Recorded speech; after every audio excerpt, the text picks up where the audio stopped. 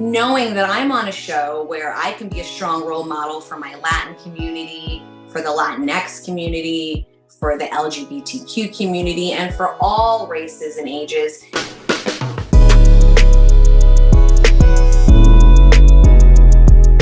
Ready for it. I love it. You're so cute. Thank you. Hi, Alisa. Thank you so much for your time. Oh, thank you so much for having me. This is going to be fun. Yeah, it's a pleasure to talk to you and a pleasure to talk about this series. I'm very excited because we love it when we watch as a family here at home. Oh, that means so much to me. Amazing. So I want to ask you, like, what we can expect of LaCienega this time around, because she already have her moment, her quinceañera moment, and now what we can expect and her friends. Well, we go from tweens to teens. So basically what transpires is our key artwork where we physically look a little bit just more leveled up and grown. Plus, with the new seasons now, we have social media in the mix. And what's great now going into season 2 is we have some amazing episodes about activism, and we have a great Juneteenth episode that's one of my favorites. As far as one of my favorites for LaCienega's character, we have a fun episode called A Perfect 10, where LaCienega's famous duck feet comes back to life, and she is basically becoming a successful gymnast, and the trials and tribulations of her family and friends putting the pressure of success on her. And then we have an outpour in that one particular episode of amazing female, strong, empowering athletes and Olympians. So as you can hear with me elaborating, the outpour of artists and celebrities and athletes and Olympians that want to be on our show is really what has just been the cherry on top. And so for season 2, we have an amazing outpour of guest stars, and I just can't wait for fans to see what we have in store. Oh, and that's amazing. This is one of the things that I like the most about the show, because it's like it brings the reality to the little ones and to the big ones. And I think we can start conversations like here and there. We're talking about activism. You guys are talking about the Olympics, the importance of this in their life. So sure. There's something that I really enjoy watching. And I don't know if there's any, if you relate to that, if you feel that way about the series as well. I do, because I feel like now that I'm a new mom of a 17-month-old daughter named Rosemary, content on TV, is something that I'm very, very on top of, wanting my daughter to absorb things that are culturally just stimulating. And so knowing that I'm on a show where I can be a strong role model for my Latin community, for the Latinx community, for the LGBTQ community, and for all races and ages, for me really means a lot, because it allows me to go, okay, now I know that I'm a part of kid-friendly content and adult-friendly content that my own child could sit down and really absorb and learn things from. And that's what we want our fans, new and existing, to be able to take back from our show, is that frequency of love and light. And maybe you'll learn something new, maybe you'll laugh, maybe you'll cry, or maybe you'll just be able to sit down and magnify a little bit more on a topic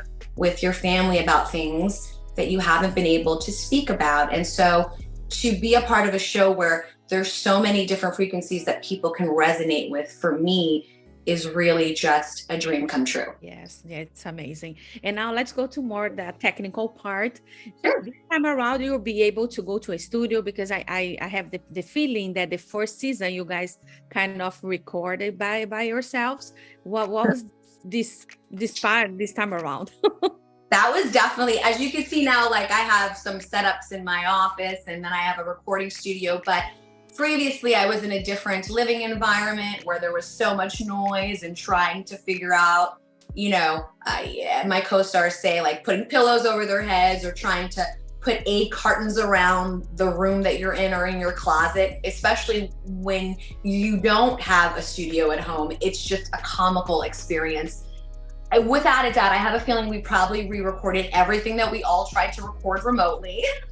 And now being able to be back in the studio, it's like night and day. And thank God for engineers and all the amazing people that record us, because it takes a village for sure. Oh yeah, it takes a village. And how it was for you, like, because you were in like the proud family back in the the Yes. beginning of the 2000s, and now you back like this. Let's say there is reboot, this revamp of The revival. The the revival. revival. I love Yeah. that. So how was it for you, like to keep the same? You know, I know that the LaCienega grow up, but how was it for you to keep that character with you for quite some time? And She's my alter ego, and she's always been a part of my soul auric field. So I feel like for me, playing LaCienega and being LaCienega from day one till now, she's just really an enhanced part of a personality of who I am. I remember going in when I first met Bruce Smith and Ralph Farquhar.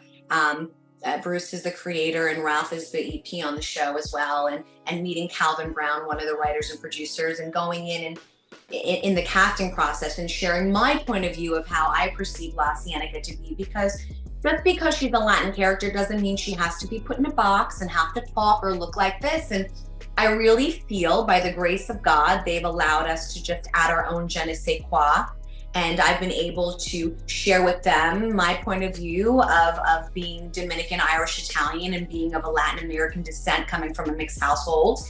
And they allow now LaCienega to be who she is, because we have that open communication. And for that, that's an actor's dream come true, because, you know, all we want is to be able to add our own little 2 cents. And when it gets heard, it's just, you know, it's like the cherry on top. Yeah, no, that's amazing. I think it's like it's a dream come true for every actor, voice actor, or even like if we get a movie, a series, like something, it's a dream. Also, work is work, so it's great to be working, right? I know, I love that. And for this season, do you have like a favorite episode? I do. The Perfect 10, where LaCienega's duck feet comes back, and she is trying to thrive at being a successful gymnast, and her family comes in and her friends come in and put pressure on her. I love that all of our characters have a little moment to shine, and that you get to know us along the way. And that's what's great about the Proud Family, is we have an amazing cast of so many different characters that really will resonate and will relate to everyone, all the way down to the little babies on our show and the little doggies. There's something for everybody. And another favorite episode of mine, outside of my character's episode, The Perfect 10, would be the Juneteenth episode.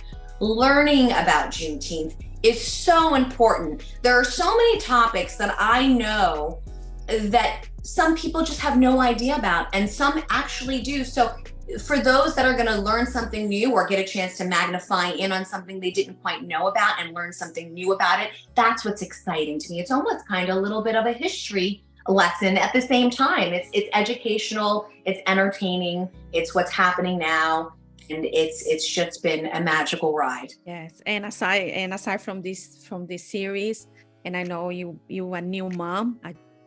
New mom. What else you have? Anything else that you have new projects coming up for you? Or you just I do. Yeah, thanks for asking. Take care. I appreciate that, little girl. No, I've actually I just wrapped a movie a couple of months ago called Sisters, so that'll be out later on this year. I play the character Elise. It's a crime thriller, so you definitely won't want to miss it. Definitely, that's for sure 18 and over, but you definitely won't want to miss that movie. It kind of shows me in a different, edgier light. And then also there's a documentary out that I'm in called Butterfly in the Sky. It's based off of the Reading Rainbow show with LeVar Burton. I was on that show as a little girl, and so they interviewed me in the documentary, and it was just beautifully done, and it premiered at Tribeca Film Festival this past year. So that is currently going to be streaming, and it's screening as we speak. And I always am doing something. I write, produce, I sing, I'm a jack of all trades. I can tap my head and rub my tummy at the same time. And now that I'm a mom, I'm definitely an octopus. I know. Yeah. That changed. When we become a mom, everything changed. Looks like that we can do so much more. I don't know. Something changed on us. Yes, and thank God for that second cup of coffee. Not too much, just a little bit of coffee will get me through. But yes, and working for Disney has just been a magical ride. We just got done having our premiere screening for season 2 launch, and we didn't get a chance to really do that the previous year. We did that as a virtual event. Yeah, so I was there virtual. Yeah. That's why I got this. I love it. I remember. And so being in person with everyone is just such a treat. And so I can't wait to see what transpires this coming year and all the fun things that, you know, we have in store with Disney Plus. So just stay posted. No, of course, Alisa, you know, it's such a pleasure to talk to you, and I wish you a lot of success. Good luck on your career, and good luck, and I'm pretty sure that you're going to be an amazing mom. Igualmente, I love you. Te amo mucho. Siempre mi corazón todo. Thank you so much. I'm from Brazil, so I'm going to say you muito obrigada. Oh, muito obrigada. I love it. I love it. Beijos. I love you. Beso. Ciao, ciao. Ciao. Thank you. Bye. If you like this video, don't forget to comment, to like, and subscribe to our channel right here.